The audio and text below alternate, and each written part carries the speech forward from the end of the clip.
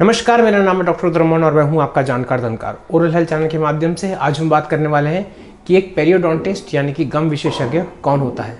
तो शुरू करें।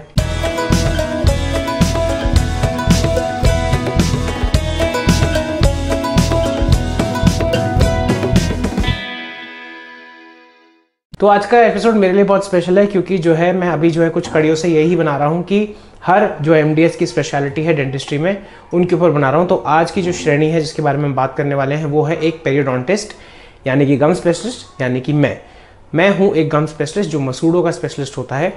अब बात करते हैं कि गम स्पेशलिस्ट करता क्या है। देखिए, एमडीएस 3 साल की होती है पेरियोडोंटोलॉजी में, जिसमें हम गम डिजीज़ के 2 पहलू होते हैं। एक होता है जिंजिवाइटिस और एक होता है पेरियोडोंटाइटिस।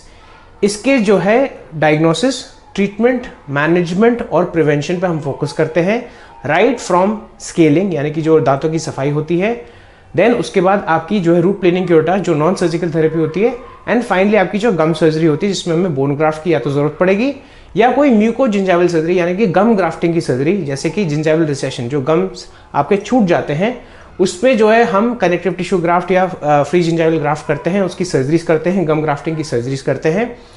हमारा रोल एक्चुअली में बहुत ज़्यादा होता है और इनफैक्ट हमें right from the molecular basis, यानी कि जो बैक्टीरिया आपके मुंह में पनप रहे हैं, जो आपके मसूड़ों की बीमारी कॉज कर रहे हैं, उसके मॉलिक्यूलर लेवल से लेकर जाके हमें सर्जरी और इम्प्लांट प्लेसमेंट तक हमारा वो पूरा वर्चस्व होता है।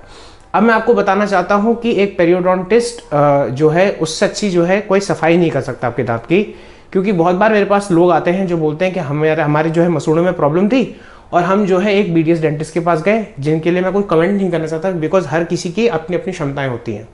लेकिन बहुत बार ऐसा होता है कि वो मसूड़ों की समस्या लेके जाते हैं, जैसे कि मसूड़ों में फुलाव, मसूड़ों में एक तरीका रिसेशन, या मसूड़े आपके छूट गए हैं, या आपके हड्डी गल गई है, दांत हिलने लगे हैं, और वो जनरली एक नॉन पेरियोडोंटिस्ट के पास जाते हैं जिनको इसके बारे में ज़्यादा रुचि नहीं होती, और वो अल्टीमेटली सिर्फ एक क्लीनिंग करते हैं, वो भी हो सकता है ठीक से ना कर पाए, क्योंकि एक पेरियोडोंटिस्ट अच्छी क्लीनिंग कोई नहीं कर सकता। तो सिर्फ क्लीनिंग से फर्क नहीं पड़ता, पेरियोडोंटल चार्टिंग भी हमें करनी होती है। पेरियोडोंटल चार्टिंग पे मैं अलग एपिसोड बनाऊंगा जिसमें हम एक पेरियोडोंटल प्रोब लेते हैं और उससे हम आपके मसूड़ों में चलाते हैं देखने के लिए कि वहाँ की डेप्थ कितनी है। यूजुअली 3 mm की डेप्थ का मतलब है कि आपके मसूड़े स्वस्थ हैं और उसमें सफाई सिर्फ टूथब्रशिंग और फ्लॉसिंग से हो सकती है। लेकिन जब ये 4 से 5 mm या और ज़्यादा चले जाते हैं तब इसको हम बोलते हैं पॉकेट। ये पॉकेट में तब्दील हो जाता है, which is a disease state, और इसकी वजह से जब पॉकेट डेवलप हो जाता है तो उसमें आपके मसूड़ों में प्रॉब्लम्स होती हैं, बीमारी शुरू होती है, वो मसूड़ों से हड्डी तक पहुँच जाती है और हड्डी गल जाती है। पेरियोडोंटिस्ट ना सिर्फ मसूड़ों के स्पेशलिस्ट हैं, जो आपकी हड्डी है, जो आपकी हड्डी गल गई है या जिस हड्डी को बचाना है उसको भी बचाने के विशेषज्ञ हैं, और वो फ्लैप सर्जरीज करते हैं जिसमें हो सकता है हमें बोन ग्राफ्ट की जरूरत पड़े। बोन ग्राफ्ट पे मैं अलग से एपिसोड बनाऊंगा। अब बात करते हैं कि यूजुअली पेरियोडोंटिस्ट के पास जब भी केसेस आते हैं, लोग आते हैं, क्योंकि पेरियोडोंटिस्ट के पास जो केस आते हैं जिसको हम बोलते हैं पेरियोडोंटाइटिस या पायरिया लोकल लैंग्वेज में, पायरिया में लक्षण इतनी देर बाद दिखते हैं जब आपके दांत बिल्कुल हिलने लगे या झड़ने लगे। अब इस पॉइंट पे आके यूजुअली लोग पेरियोडोंटिस्ट के पास आते हैं, तो इसके लिए हम ओपीजी कराते हैं, हो सकता है सीबीसीटी कराना हो, हम पेरियोडोंटल चार्टिंग करते हैं और फिर हम ट्रीटमेंट प्लान बताते हैं। और बहुत बार ऐसा होता है बिकॉज ऑफ इग्नोरेंस या बिकॉज आपको लक्षण नहीं दिखे, अनफॉर्चुनेटली आपको कोई ऐसा दिखा नहीं लक्षण जिसकी वजह से आपको लगे कि आपको गम डिजीज या पायरिया की प्रॉब्लम शुरू हो चुकी है, जो इनिशियली जिंजिवाइटिस से शुरू होती है यूजुअल केसेस में। उसकी वजह से जब आप हमारे पास आते हो तब तक बहुत देर हो जाती है। लेकिन इसमें घबराने की बात नहीं है, क्योंकि हमारी ट्रेनिंग इसी चीज़ में होती है कि हम बिल्कुल ही बिगड़े हुए दांतों को कैसे संभाल सकते हैं, और अगर नहीं भी संभाल पाते हैं तो उनको निकालने के बाद हम डेंटल इम्प्लांट प्लेसमेंट भी करते हैं, क्योंकि पेरियो ने ही बुनियाद इम्प्लांट्स की डाली थी। उसके बाद ओरल सर्जरी और प्रोस्थेटिक्स ये सब साथ में काम करते हैं। और एक और चीज़ बताता हूँ कि perio is a very important branch for dentistry, because ये कॉर्नर स्टोन है, क्योंकि अगर आपका प्लाक अक्यूमुलेशन कंट्रोल हो जाता है तो आपकी मोस्ट ऑफ द जो डिजीजेज हैं वो ठीक हो जाती है। इसका क्या मतलब है कहने का, अगर आप प्लाक कंट्रोल कर लेते हैं तो और अगर आप डेंटिस्ट के पास रेगुलरली जाके क्लीनिंग कराते हैं तो कैविटीज के चांसेस कम होते हैं, मसूड़ों के रिसेशन के चांसेस कम होते हैं, बोन लॉस के चांसेस कम होते हैं और दांत झड़ने के चांसेस कम रहते हैं।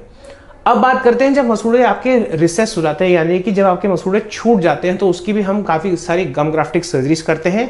इसके लिए बहुत थरो केस प्लानिंग की ज़रूरत पड़ती है। तो कभी भी इंटरनेट से या यूट्यूब के माध्यम से आप ऐसे मत सोचिए कि हाँ इसका इलाज इसी चीज़ से हो जाएगा। इस समस्या का जो है जो वो है सुझाव है वो यहाँ पे मिल जाएगा, ऐसा नहीं है, क्योंकि हर केस बहुत डिफरेंट तरीके से एक्ट करता है compare to our other counterparts in dentistry. यानी कि जो दूसरे श्रेणी के डेंटिस्ट होते हैं, जहाँ पे जैसे कि आरसीटी वाले लीजिए, उसमें ना काफ़ी ऑब्जेक्टिव साइंस होते हैं। ऑब्जेक्टिव साइंस मतलब अगर आपको आरसीटी के पहले दर्द हो रहा है तो आरसीटी के बाद मोस्ट लाइकली दर्द नहीं होगा।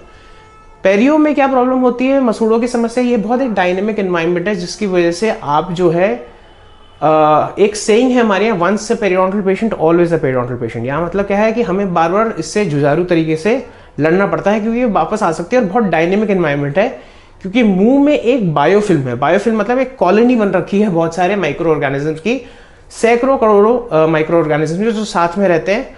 और अगर इसका बैलेंस टिप हो जाता है टुवर्ड्स, जैसे हम कहते हैं असामाजिक तत्व, राइट, वैसे उस टाइप के असामाजिक बैक्टीरिया की तरफ जो है बैलेंस शिफ्ट हो जाता है फॉर वॉट एवर रीजन। अगर आप हो सकता है स्मोक करते हो, या आप का जो है दांत आड़े तिरछे हो जिसके से खाना बहुत फंसता हो, तो उस चक्कर में जो है डिजीज के चांसेस ज़्यादा बढ़ जाते हैं और डेफिनेटली हमारा ट्रीटमेंट प्लान चेंज हो जाता है।